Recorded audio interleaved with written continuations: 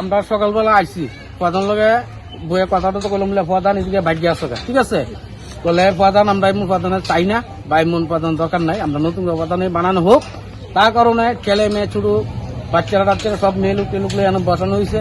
প্রধান আইব ওখান অব্দি প্রধান কোনো খোঁজ খবর নাই। তাহলে আমরা রাস্তায় বসছি প্রধান এনো আয়োগ আয়া প্রধান ইস্তফা জমা দিয়ে থাকবো। প্রথমে আপনারা কি করছিলেন? প্রথম আমরা তালা দিছি পঞ্চায়েত। আচ্ছা, তালা দেওয়ার পরে তখন কোনো প্রধান মেম্বার কেউ আইসে না, ঠিক আছে? তখন বিদ্যুৎটা করতে আর বাইকেরা দিতাম, বাইকেরা তালা দিতাম। তাহলে আমরা মানছি না, বলছি প্রধান আয়োগ কথা কোক কি না কোক। ওখান অব্দি প্রধান আমরা খুঁজ নাই। তাহলে আমরা সকালবেলা কেউ কাটছে না খাইয়া মেয়ে লোক বউ বাচ্চা বয়ে রইলাম। ওখানে অব্দি প্রধানের খবর নাই।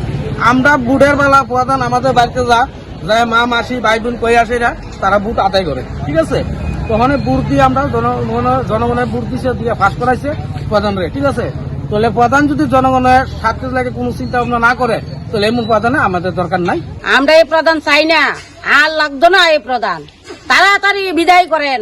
আপনারা তো পরিষ্কার কইরা বিগত দিনে তো আপনি একটা অনাস্থা প্রস্তাব আইনা সেটা জমা দিয়েছিলেন, কানের চরিত্র বেশি ভালো না। তো বিষয়টা নিয়ে কি হয়েছে? এটা নিয়ে কি হয়েছে এটা কইতাম পারি না আমরা। কি নাম পঞ্চায়েত প্রধানের? ঠিক আছে সরকার। এখন আপনারা কি চাইতেছেন? আমরা প্রধান চাই না, আমরা এই প্রধান লাগতো না। তো আমাদের এই যে মাইগঙ্গা গ্রাম পঞ্চায়েতের যে ইনচার্জ উনি ফোন করছে যে পঞ্চায়েত তালা দিয়েছে ওনারা মানে ভিতরে আটকে রাখছে।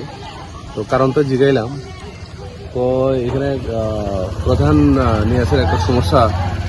তো প্রধান আইটি প্রধান আইএসের রিজনেশন দিলে পরে আমরা তালা খুলে দিব। এখানে মানে পাবলিক যারা জনসাধারণ যারা আছে ওনারা ভক্তি বলেই।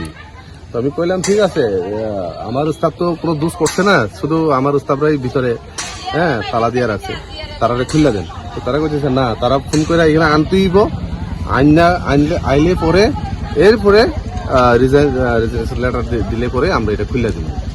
তো আমি কইলাম, আমি রিকোয়েস্ট করছি বারবার যে তালাটা খুলে দেওয়ানোর জন্য। আচ্ছা স্যার, আমরা তো এর আগে মানে শুনেছি বা দেখেছি যে এই পঞ্চায়েতের যিনি গ্রাম প্রধান রয়েছেন ওনার বিরুদ্ধে পঞ্চায়েত সদস্য থেকে শুরু করে সকল অনাস্থা প্রস্তাব এনেছিল। হ্যাঁ, অনাস্থা প্রস্তাব এনেছিল এবং অনাস্থা প্রস্তাব ডিস্ট্রিক্টে পাঠানো হয়েছিল।